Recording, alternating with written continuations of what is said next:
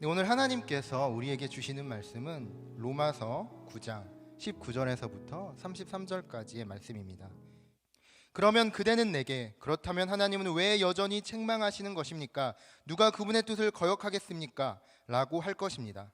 그러나 사람이 무엇이기에 감히 하나님께 말대답을 한단 말입니까? 지음을 받은 것이 지은 자에게 왜 나를 이렇게 만들었습니까? 라고 대들 수 있겠습니까? 토기장이가 진흙 한 덩어리를 가지고 하나는 귀 있을 그릇을, 다른 하나는 막 쓸 그릇을 만들 권리가 없겠습니까? 만일 하나님께서 진노를 보이시고 능력을 알리시고자 멸망받도록 예비된 진노의 그릇에 대해 오래 참으심으로 관용하시고 영광을 받도록 예비하신 궁휼의 그릇에 대해 그분의 영광이 풍성함을 알게 하고자 하셨다면 어찌하겠습니까? 하나님께서 우리를 바로 이 그릇으로 부르셨으니 곧 유대 사람 가운데서뿐 아니라 이방 사람 가운데서도 부르셨습니다. 호세아서에도 하나님께서 말씀하시기를 내가 내 백성이 아닌 자를 내 백성이라 사랑받지 못한 자를 사랑받는 자라 부를 것이다. 그리고 너희는 내 백성이 아니다라고 그들에게 말한 그곳에서 그들이 살아계신 하나님의 아들들이다 부를 것이다 라고 한 것과 같습니다. 이사야도 이스라엘에 대해 부르짖기를 비록 이스라엘 자손의 수가 바다의 모래알 같을지라도 오직 남은 자만 구원받을 것이다. 주께서 그 말씀하신 것을 땅 위에서 온전하고 신속히 이루실 것이다 라고 했습니다. 또한 이사야가 미리 말하기를 만군의 주께서 우리에게 씨를 남겨두지 않으셨더라면 우리는 소돔같이 되고 고모라같이 됐을 것이다 라고 한 것과 같습니다. 그렇다면 우리가 무슨 말을 하겠습니까? 의를 따르지 않은 이방 사람이 의 곧 믿음으로 인한 의를 얻었으나 의의 율법을 따르던 이스라엘은 율법에 이르지 못했습니다. 그 이유가 무엇입니까? 이는 그들이 믿음에 의해서가 아니라 행위로 의를 얻는 것처럼 행했기 때문입니다. 그들은 걸림돌에 걸려 넘어지고 말았습니다. 함께 읽겠습니다. 기록되기를 보라 내가 시온에 걸림돌과 거치는 바위를 두리니 그를 믿는 자는 수치를 당하지 않을 것이다 라고 한 것과 같습니다. 아멘. 네, 사람에게는 수많은 특징들이 있습니다. 신앙적인 부분도 그러한데요. 굉장히 여러 가지 재밌는 모습의 신앙의 모습들이 우리 안에 너무나 많이 드러나는 것이 바로 사람이라는 존재인 것 같습니다. 그 중에 인간에게만 있는 특성, 신앙의 특성이 하나가 있는데 무엇이냐면 자기 합리화라는 거죠. 자기 합리화.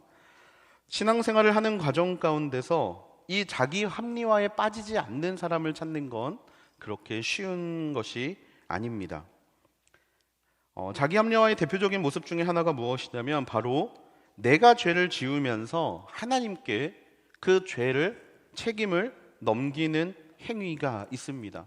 내가 죄를 지었는데 하나님 내가 죄를 지을 수밖에 없는 상황이었잖아요. 하나님 내가 그럴 수밖에 없었잖아요. 하나님이 죄를 짓도록 모든 것을 하셨잖아요 라고 말하는 존재, 그것이 바로 저와 여러분이라는 인간이라는 존재입니다. 이 모습은 우리만 가지고 있는 모습은 아닙니다. 아담과 하와 때부터 존재했던 모습이었어요. 여러분 잘 아시는 것처럼 아담과 하와가 하나님이 먹지 말라고 하신 선악과를 먹게 되고 그들은 자신들이 벌거벗었다는 것을 깨닫게 됩니다. 그리고 선악과를 먹고 난 이후에 하나님을 두려워서 숨게 되지요. 이에 하나님이 아담을 부르십니다. 아담아, 내가 어디에 있느냐? 그 말을 들은 아담이 하나님 앞에 말합니다. 제가 벌거벗었기 때문에 두려워서 숨었습니다. 이에 하나님이 말씀하시죠. 너가 벌거벗었다라는 사실을 누가 말해 주었느냐? 네가 선악과를 먹었느냐? 라고 질문을 하십니다.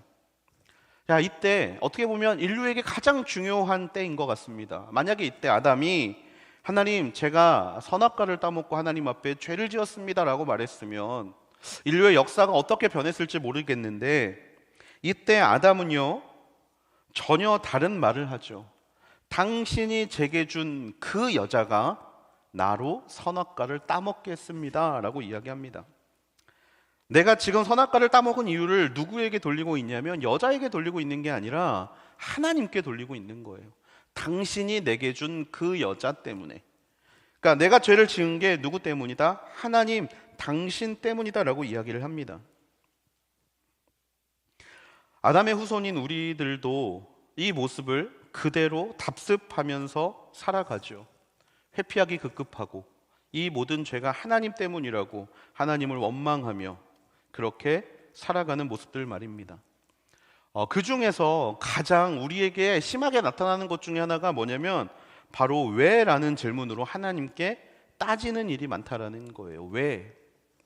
우리의 삶에 생각하기 쉽지 않은 일들, 우리가 의도하지 않는 질문들이 다가올 때 하나님, 왜 나에게 이런 일이 일어나야 합니까? 라고 말하면서 우리는 왜 하나님께서 그렇게 하셨는지, 왜 그렇게 선택을 하도록 만드셨는지, 왜에 집중하면서 하나님께 우리의 죄된 모습을 올려드리지는 못할지언정, 십자가 앞에 내놓지는 못할지언정 우리의 죄된 모습을 가지고 하나님께 따지고 있다라는 거예요. 우리의 이런 질문들, 우리의 이런 모습들, 또 우리와 똑같이 질문했던 이스라엘의 질문들에 대해서 사도 바울이 대답을 합니다. 20절 말씀입니다. 그러나 사람이 무엇이기에 감히 하나님께 말대답을 한단 말입니까? 지음을 받은 것이 지은 자에게 왜 나를 이렇게 만들었습니까? 라고 대들 수 있겠습니까? 아멘. 이 이야기가 무엇이냐면 왜 지음을 받은 인간이 왜 나를 지은 창조주에게 어떻게 나에게 이럴 수 있습니까? 왜 나를 이렇게 만들었습니까? 라고 말할 수 있겠냐라는 거예요. 한마디로 지금 인간이 하고 있는 것, 그것은 바로 적반하장이라는 겁니다. 만들어줬더니 그에 만족하지 못하고 나를 왜 이렇게 만드셨습니까? 나를 왜 이렇게 연약하게 만드셨습니까? 라고 이야기하고 있다는 거예요. 그리고 이 내용을 토기장이 비유로 바울은 설명을 합니다. 21절 말씀입니다. 토기장이가 진흙 한 덩어리를 가지고 하나는 귀히 쓸 그릇을 다른 하나는 막 쓸 그릇을 만들 권리가 없겠습니까? 여러분 다 아시다시피 여기서 말하는 토기장이는 하나님이고 진흙은 사람입니다. 하나님께서는 우리를 진흙으로 만드셨죠. 흙을 빚어 그 안에 생기를 넣으셔서 우리가 하나님의 형상대로 창조되도록 하나님이 우리를 만드셨습니다. 그런데 여기서 중요한 것은 무엇이냐? 하나님의 형상대로 만들었다는 것 안에는 어떤 의미가 담겨져 있느냐면 하나님의 쓰임대로 만드셨다는 거예요. 하나님의 쓰임대로. 단순히 모양만 똑같은 게 아니라 하나님의 일하심, 바로 그 쓰임대로 사람을 만드셨다는 겁니다. 21절에 보니까 하나는 귀히 쓸 그릇을, 다른 하나는 막 쓸 그릇을 만들었다라고 이야기합니다. 반죽의 재료는 같아요. 다만 그 재료를 가지고 귀히 쓸 그릇과 막 쓸 그릇을 만들었다라는 겁니다. 여러분, 그러면 여기서 질문을 할 수가 있죠. 토기장이가 같은 재료로 귀한 그릇과 막 쓰는 그릇을 만드는 것에 그 누가 딴지를 걸 수 있겠습니까?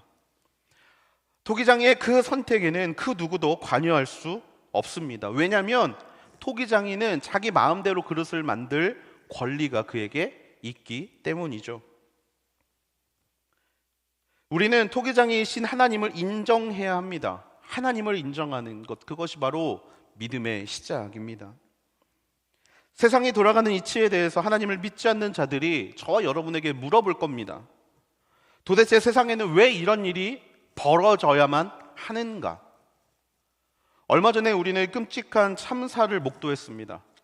지난주 우리가 예배드리는 그 시간에 정말 좀 언급하기 너무나 어렵고 또 너무나 가슴 아픈 참사를 경험해야 했습니다. 그럴 때 사람들은 우리에게 물어봅니다. 왜 이런 일들이 벌어지는 거냐고. 하나님이 살아계시면 이런 일은 벌어지지 않아야 한다라고. 뿐만 아닙니다. 수많은 자연재해들이 일어날 때 사람들이 죽게 되거나 실종되거나 여러 어려움들이 벌어질 때마다 왜 이런 일이 우리에게 일어나야 하냐고 세상은 우리에게 물어봅니다. 여러분, 지금까지 바울은 굉장히 친절하게 그 내용들에 대해서 설명을 했는데요. 오늘만큼은 바울이 사람들에게 이렇게 이야기합니다. 하나님이 하시는 일에 토를 달지 말라고 이야기를 합니다. 그것이 구원의 문제이든 그것이 삶의 여러 문제이든 하나님이 하시는 일에, 어떻게 진흙이 토기장이가 하는 일에 말대답을 한단 말입니까? 오늘 바울은 반론을 막고 할 말을 없게 이야기하는 것처럼 보입니다.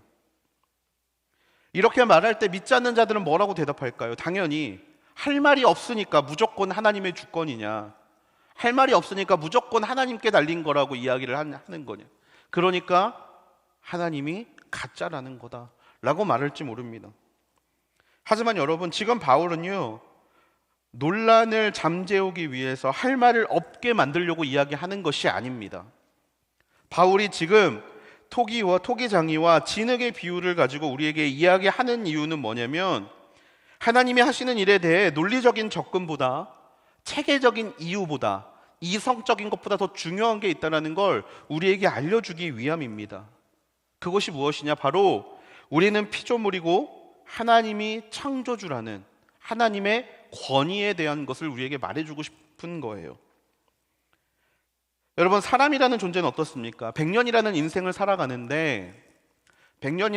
살아가는데 그 기간 동안 오래 산 사람일수록 젊은이들에게 자신의 지식을 알려주고 싶어하고 자신의 경험을 말해주고 싶어하는 게 인간이라는 존재입니다.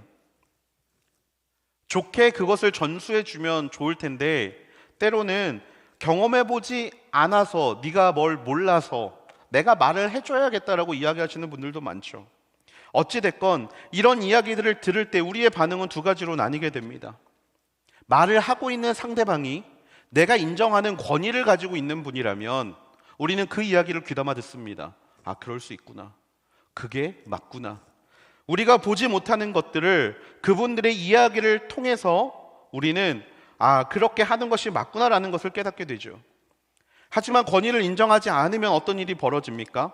그냥 나에게 그런 말을 하는 그 사람은 잔소리꾼일 뿐이라는 거예요. 그래서 권위를 인정하는 일이 굉장히 중요하다는 겁니다. 여기서 우리의 신앙에서 우리가 깨닫게 되는 건, 권위를 인정하는 일은 믿음의 시작이라는 거예요. 누구의 권위를 인정하는 것? 하나님의 권위를 인정하는 것. 그분이 우리의 창조주이시고 우리는 그분이 만드신 토기임을, 그릇임을 인정하는 것.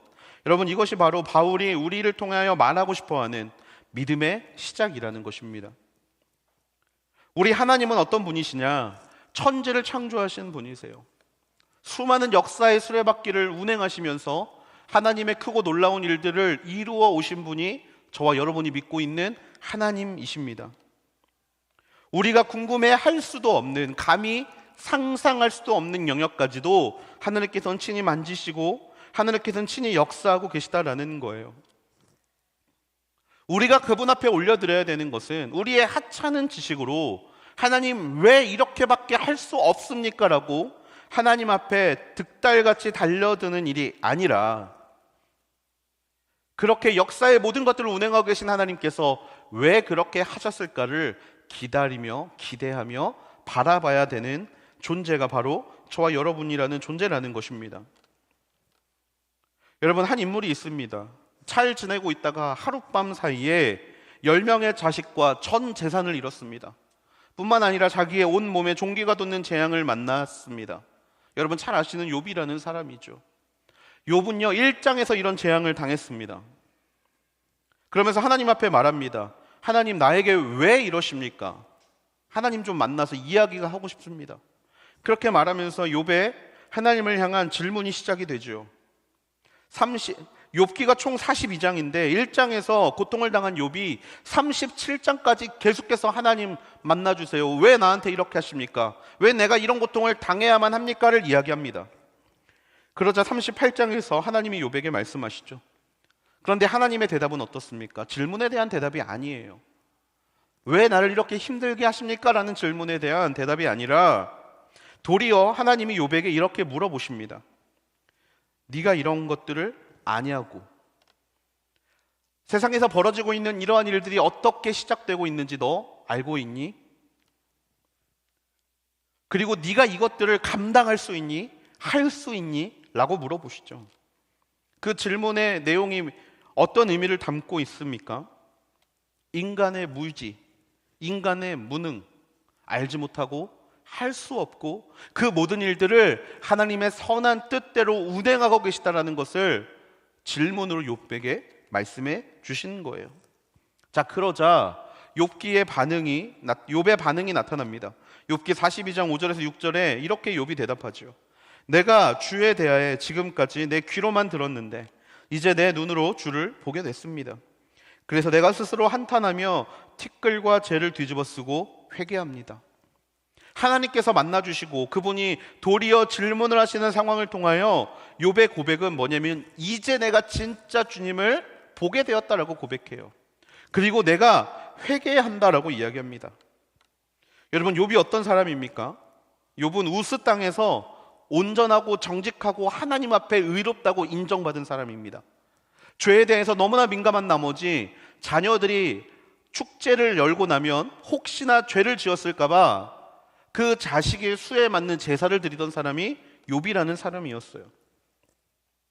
예민한 사람, 조심하는 사람, 하나님이 나를 어떻게 보실까 민감했던 사람. 그런데 여러분, 이 말씀을 통해 우리가 알 수 있는 것이 무엇입니까? 욥이 그렇게 의로운 사람이라는 건 우리 생각이라는 거예요. 하나님이 보시기에 욥은 어떤 사람입니까? 회개해야 하는 죄인일 뿐입니다. 왜냐하면 하나님이 그렇게 말씀하셨기 때문에, 하나님이 네가 죄인이라고 말씀하셨기 때문에 욥은 죄인이라는 거예요.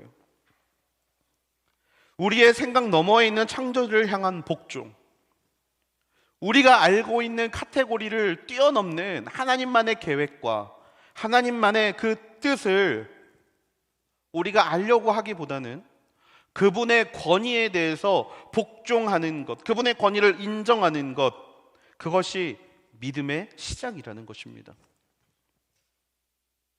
그렇다면 여기서 질문이 생깁니다. 하나님의 권위를 인정한다고 칩시다. 그러면 우리가 하나님의 장난감 같은 존재입니까? 라는 질문이 생깁니다. 그분의 권위 알겠습니다. 그분이 이끄는 거 따라가겠습니다. 그러면 내 의지는 어디 있습니까? 내 뜻은 어디 있습니까? 우리는 그렇게 하나님께 질문할 수 있습니다. 하나님의 주권 때문에 나라는 사람의 인권을 무시하는 일이 벌어진다면, 그러면 도대체 하나님은 왜 우리에게 자유의지를 주신 겁니까? 라는 질문이 저와 여러분에게 있을 수 있다는 거죠. 이런 질문에 우리가 할 수 있는 대답이 무엇입니까? 하나님의 주권은 인간의 주권을 무시하는 것이 맞습니까? 그렇게 질문했을 때 우리가 할 수 있는 대답, 그렇지 않다라는 거예요. 하나님의 주권이, 하나님의 권위를 인정하는 것이 단순히 하나님의 뜻에, 단순히 하나님이 원하시는 대로 나를 조종하셔서 살아가는 게 아니라는 겁니다. 그 근거가 무엇이냐?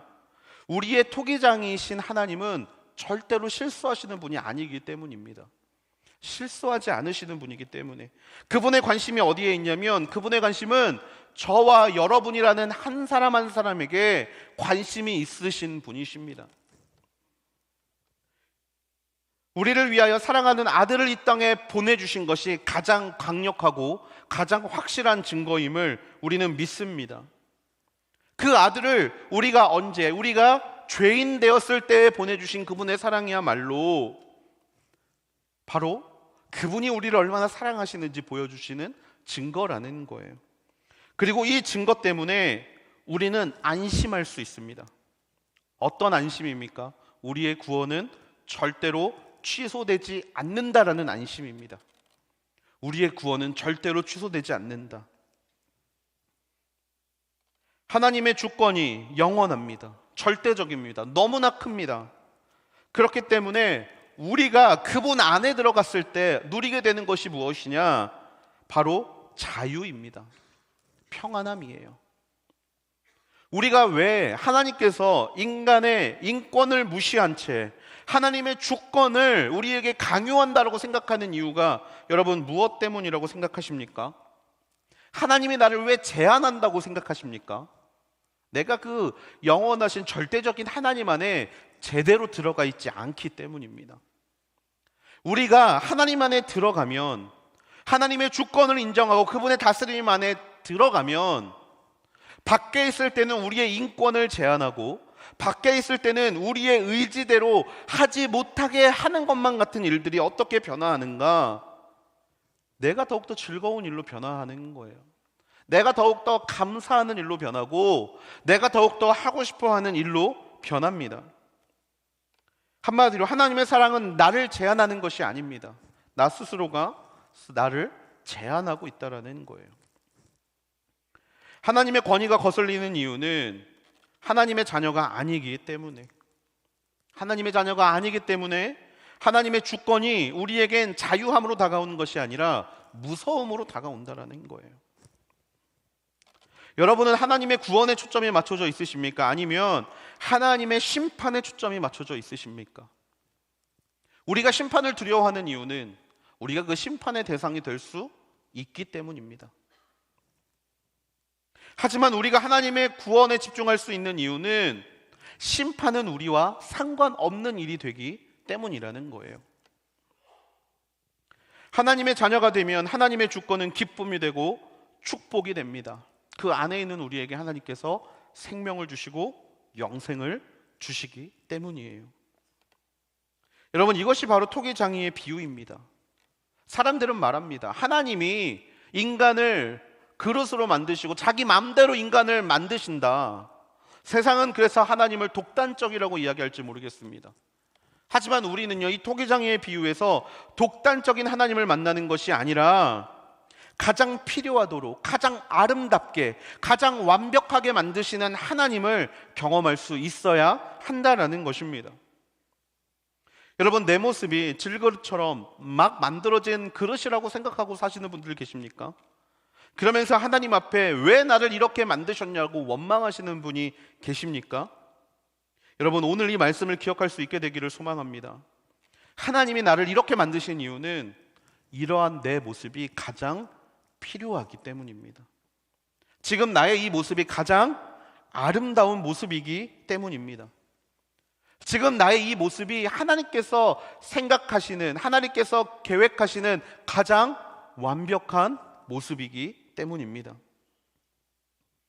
나를 천하게 여기셔서 나를 부끄럽게 만드신 것이 아니라 나를 사랑하셔서 하나님께서 가장 원하시는 방법대로 만든 것이 저와 여러분이라는 거예요.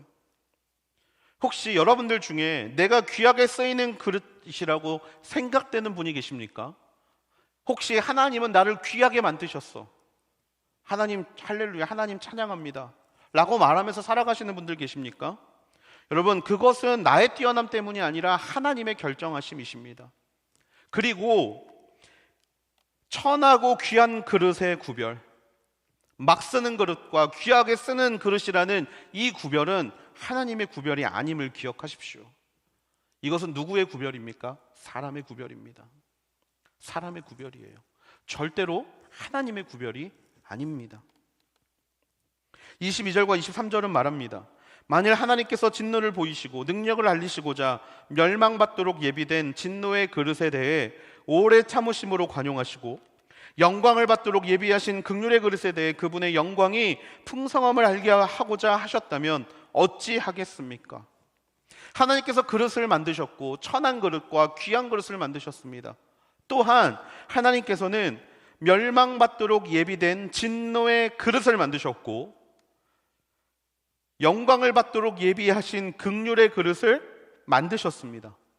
하나님이 만드신 또 다른 그릇들이 나오죠. 이것을 보면 또 사람들은 말할 것입니다. 아니, 이 말씀을 봐라. 멸망받도록 예비된 진노의 그릇, 영광을 받도록 예비하신 그릇 결정된 거 아니냐? 너네 인생, 믿는 사람의 인생과 믿지 않는 사람이 처음부터 구별되어서 그냥 그렇게 만들어진 것 아니냐고, 미리 정하신 것 아니냐고 말할지도 모르겠습니다. 하지만 핵심이 무엇입니까? 22절의 핵심은 무엇이냐? 멸망받도록 예비된 진노의 그릇에 대해 뭐라고 말하냐면 오래 참으심으로 관용하신다라고 말하고 있다는 거예요. 한마디로 우리가 생각하는 예정, 믿는 사람과 믿지 않는 사람을 미리 정해놓은 예정, 귀하게 쓰는 그릇과 천하게 쓰는 그릇을 미리 구별해놨다는 이 예정 모두가 우리가 잘못 알고 있다는 거예요. 하나님은요, 진노의 그릇에 대해 어떻게 하고 계십니까? 오래 참으심으로 관용을 하고 계십니다. 왜 하나님이 그들을 참고 계십니까? 처음부터 정해져 있었다라면 처음부터 그들이 진노를 받을 만한 자녀로 구별되어 있었다라면 그들의 운명이 바뀌지 않고 그들은 심판받아야 되는데 왜 하나님이 그들을 오래 참음으로 기다려주고 계시다라는 걸까요? 다시 말씀드리지만 하나님은 인간의 운명을 미리 정해놓은 게 아니기 때문이십니다. 하나님이 오래 기다려주시는 이유는 회개의 기회를 주기 위해서, 진노의 자녀에서 긍휼을 받는, 하나님의 긍휼을 받는, 영광을 받는 그런 긍휼의 그릇으로 돌아오기를 하나님이 오랫동안 기다려 주셨다라는 거예요. 언제든지 높이 들려진 놋뱀, 언제든지 갈보리 언덕 위에 세워진 그 십자가를 바라보고 돌아오기를 기다리는 마음으로 하나님은 그들을 참아주시고 그들을 관용해주고 계시다라는 사실입니다. 하나님의 의로우신 성품에 합당하게 여겨질 정도로 오래, 정말 오래 기다려주셨어요. 여러분, 구약 정말 오래된 옛날 역사에 대한 이야기죠. 구약의 이야기가 이렇게 긴 이유가 무엇입니까? 하나님이 그만큼 참으셨다라는 거예요.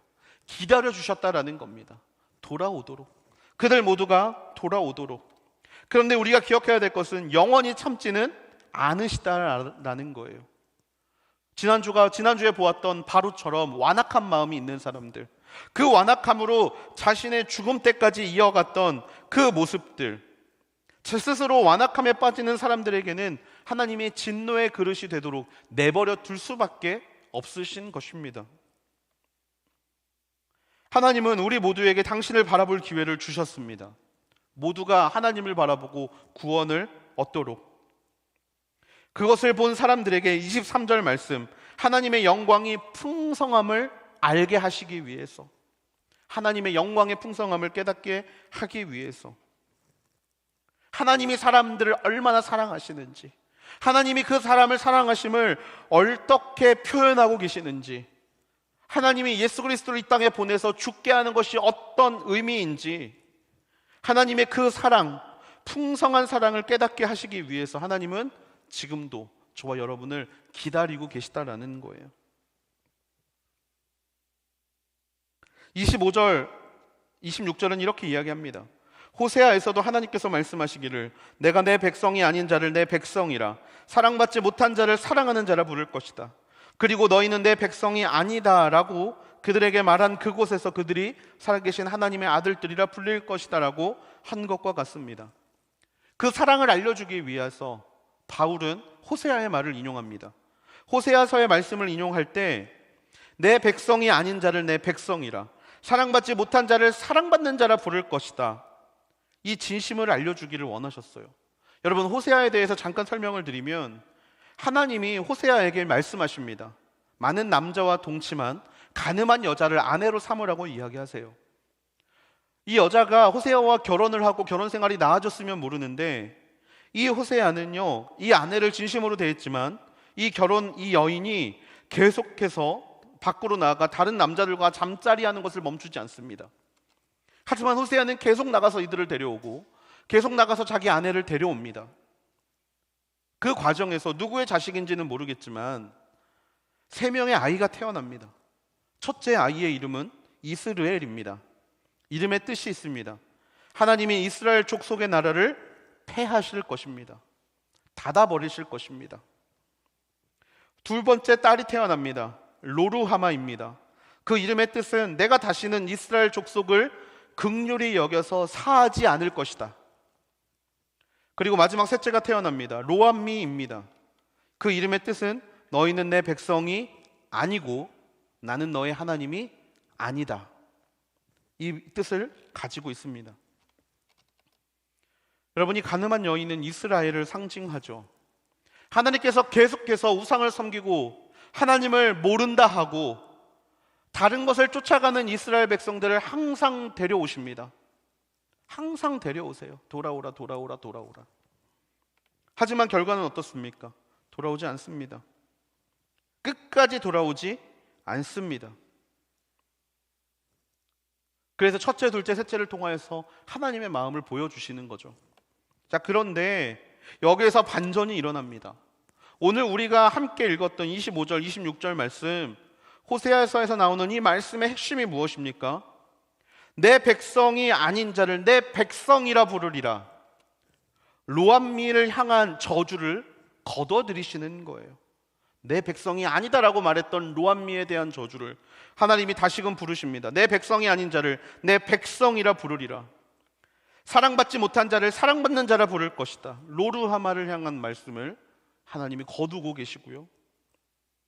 내 백성이 아니라 한 곳에서 하나님의 아들이라 불릴 것이다 하는 말씀은 이스라엘에게 하신 말씀이라는 거예요. 그들을 모른다라고 이야기하시는 그 하나님이 그 마음을 돌이키셔서 다시 한번 그들을 향한 하나님의 마음을 보여주셨다라는 거예요. 여러분, 이 말씀이 오늘 저와 여러분에게 주시는 하나님의 말씀이 되어야 할 줄로 믿습니다. 하나님은요, 우리를 버리시지 않으신다라는 거예요. 사람들은 예정론을 가지고 이렇게 공격합니다. 구원받은 자와 구원받지 않은 자가 결정되어 있는데 우리가 무엇을 할 거냐고요. 하지만 하나님은요, 단 한 번도 그 사랑을 제한하신 적이 없습니다. 하나님은 내 백성이 아닌 자를 향하여 뭐라고 이야기하십니까?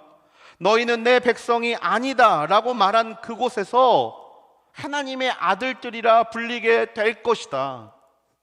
한마디로 하나님께 나오는 모든 자들을 내가 구원할 것이다 라고 말씀하고 계시다라는 거예요.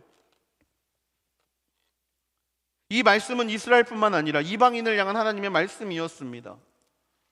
그들은 내 백성이 아니라고 여김받았습니다. 그들은 개라고, 이방인이라는 존재는 예수님께서 개라고 말씀하실 정도로 그들은 어떻게 보면 소외된 사람들이었습니다. 사랑받지 못했습니다. 소망 없는 사람들이었습니다. 하지만 하나님께서는 그들을 구원하셨습니다. 여러분, 이스라엘이 아닌 어떻게 보면 대한민국이라는 나라에 살고 있는 저와 여러분이 이 자리에 나와서 우리를 구원하신 하나님을 찬양할 수 있는 이유가 여기에 있지 않습니까? 우리는 이스라엘이 아닙니다. 하지만 우리는 하나님께 구원받은 자녀들입니다. 왜냐하면 하나님의 구원의 복음이 온 세상에 전해졌기 때문입니다. 하나님께서 이 땅에서 하시기 원하시는 것은 심판이 아닙니다. 예정론자들은 어차피 심판받을 거 내 마음대로 살고 싶다. 어차피 나는 믿음이 생기지 않으니 나는 내 마음대로 살고 싶다라고 말하지만 하나님은 한 번도 그들을 버리신 적이 없습니다. 하나님은 이 땅에 심판하러 오시는 것이 아니라, 하나님은 이 땅을 멸망시키러 오시는 것이 아니라, 하나님은 이 땅을 사랑하시고 이 땅에 있는 모든 자들이 하나님 앞에 나오기를 원하시는 분이신 줄로 믿습니다. 하나님은 하나님을 사랑하는 자녀들을 지옥에 보내기를 즐거워하시는 분이 아니시라는 거예요. 믿지 않는 자들이 돌아오기를 원하시고 그분의 백성 되기를 원하시고 결국에는 그분과 함께 영원한 하나님의 나라에 머물기를 원하시는 것, 이것이 바로 하나님의 예정입니다. 버림받았다 여겼던 이방인들, 하나님께서 그들을 구원하셨습니다. 이스라엘은 어떻습니까? 27절과 29절은 이렇게 이야기합니다. 이사야도 이스라엘에 대해 부르짖기를 비록 이스라엘의 자손의 수가 바다의 모래알 같을지라도 오직 남은 자만 구원받을 것이다. 주께서 그 말씀하신 것을 땅 위에서 온전하고 신속히 이루실 것이다 라고 했습니다. 또한 이사야가 미리 말하기를 만군의 주께서 우리에게 씨를 남겨두지 않으셨더라면 우리는 소돔과 같이 되고 고모라 같이 됐을 것이다 라고 한 것과 같습니다. 어떻게 보면 이스라엘 너무나 괘씸합니다. 하나님이 그들을 사랑하셨고 하나님이 그들에게 많은 믿음의 조상들과 하나님의 율법들과 또 하나님의 축복, 무엇보다 예수 그리스도라는 메시아를 그들의 핏줄을 통해 주셨는데 그들은 어떠했습니까? 하나님을 원망하고 저주하며 예수 그리스도를 죽게 하지 않았습니까? 그러면 버릴 만도 하잖아요. 그러면 이제 원수처럼 여길 만도 한데 하나님은 뭐라고 말씀하십니까? 그 안에 무엇을 남겨두셨다? 씨를 남겨두셨다. 씨. 소돔과 고모라처럼 멸망당해야 되는 그들의 인생에 하나님께서 씨를 남겨두셔서 언제든지 돌아올 수 있도록, 언제든지 멸망당하지 않을 수 있도록 하나님께서 만들어 주셨다라는 거예요. 여러분, 하나님의 구원만이 예정되어 있는 줄을 믿습니다. 토기장인은요, 우리 모두가 그 구원의 여정에 들어오기를 원하고 계십니다. 한번 하나님을 믿고 한번 하나님을 믿는다고 말하고 돌아간 사람에게도, 잠시 하나님을 떠나 있는 사람에게도 그 마음의 씨를 하나님께서 남겨두셔서 언제나 돌아오기를 기다리고 계시는 분이 저와 여러분의 하나님이라는 거예요. 언제나 우리를 바라보고 계시는 그 하나님. 하지만 여러분, 우리가 결과는 명확히 알아야 합니다. 그렇게 씨를 남겨두시고 우리가 돌아오기를 바라시지만 누가 구원받는다? 남은 자만 구원받는다. 돌아온 자만 구원받게 되었다라는 거예요. 이방인과 이스라엘 모든 사람에게 기회가 주어졌습니다. 하나님의 뜻은 심판이 아니라 구원이기 때문입니다. 이방인 중에도 구원받은 자가 나오고 이스라엘 중에도 버림받은 자가 나올 것입니다. 그렇기 때문에 우리는 언제나 그 하나님 안에, 하나님의 주권 안에, 하나님의 권위를 인정하는 그 하나님의 품 안에서 우리를 향한 하나님의 구원의 계획을 즐거워하며 살아가야 하는 사람이 돼야 합니다. 30절 말씀입니다. 그렇다면 우리가 무슨 말을 하겠습니까? 의를 따르지 않은 이방 사람이 곧 믿음으로 인한 의를 얻었으나 의의 율법을 따르던 이스라엘은 율법에 이르지 못했습니다. 그 이유가 무엇입니까? 이는 그들이 믿음에 의해서가 아니라 행위로 의를 얻는 것처럼 행했기 때문입니다. 그들은 걸림돌에 걸려 넘어지고 말았습니다. 기록되기를 보라, 내가 시온의 걸림돌과 거치는 바위를 두리니 그를 믿는 자는 수치를 당하지 않을 것이다. 이 말씀이 우리에게 말하는 것이 무엇입니까? 하나님의 구원은 이미 준비되어 있고 우리 모두는 하나님의 구원 안에 있으며 하나님의 권위를 인정하며 살아가는 사람에게 하나님은 믿음이라는 선물을 주셨다. 그 믿음으로 말미암아 우리는 구원을 얻는 이 구원의 여정에 참여하는데 그 여정에 참여하지 못하는 사람들이 있다라는 거예요. 누굽니까? 행위로 의를 얻었다라고 말하는 사람이라는 거예요. 행위로 의를 얻었다고 말하는 사람. 우리가 계속해서 듣고 있던 로마서의 주제가 또 한 번 나오는 겁니다. 행위로 의를 얻는 것이 아니라 무엇으로 의를 얻는다? 믿음으로 의를 얻는다. 구원은 나의 행위로 얻는 것이 아닙니다. 토기장이신 하나님께서 저와 여러분에게 선물로 주신 거예요. 노력해서 얻는 것이 아니라 일방적으로 주시는 선물 말입니다. 이스라엘은 선물을 노력해서 받고자 했죠.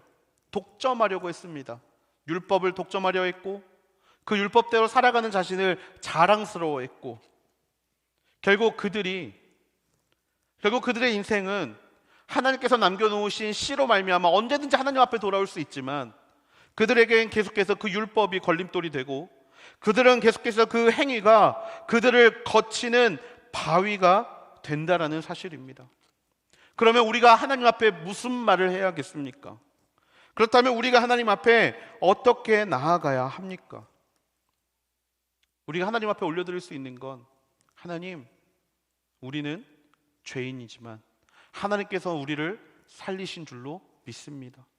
온전히 그 믿음만 가지고 주 앞에 나아가는 믿음의 자녀가 되게 하여 주시옵소서. 우리의 행위로 구원을 얻는 게 아님을 우리는 너무나 잘 알고 있습니다. 처음 하나님을 만났을 때 모든 것이 아름답고 모든 것이 즐거웠으며 모든 것이 기뻤던 삶으로 돌아갈 수 있는 하나님의 자녀가 되게 하여 주시옵소서. 어느 순간 믿음으로 시작했다가 율법으로 끝나고 가고 있는 우리의 인생을 다시 한번 돌아보면서 율법으로 살아가고 있지 않은지 다시 한번 그 마음을 주 앞에 올려드리며 내가 구원의 여정의 안에 있음을 고백할 수 있는 저와 여러분이 되기를 주님의 이름으로 축복합니다. 여러분, 우리는 분명히 믿음으로 신앙을 시작했습니다. 그런데 신앙의 연차가 쌓이고 있습니다. 그러자 우리에겐 어떤 모습이 보입니까? 처음에 교회에 왔을 때는 그러지 않았는데 어느 순간 이 교회 안에서 이 공동체 안에 있다 보니 신앙의 연차는 쌓였는데 싫어하는 사람이 너무나 많아졌습니다. 관계가 무너진 사람들이 너무나 많아졌어요. 처음 믿었을 때는 그러지 않았는데 어느 순간 교회 안에서 생각하고 교회 안에서 활동하고 교회 안에서 살아갈 때마다 관계는 더욱더 깨지고 멀리하는 사람들은 더욱더 많아지고 여러분, 무엇이 잘못된 걸까요? 우리가 지금 믿음 생활을 율법으로 하고 있기 때문이라는 겁니다.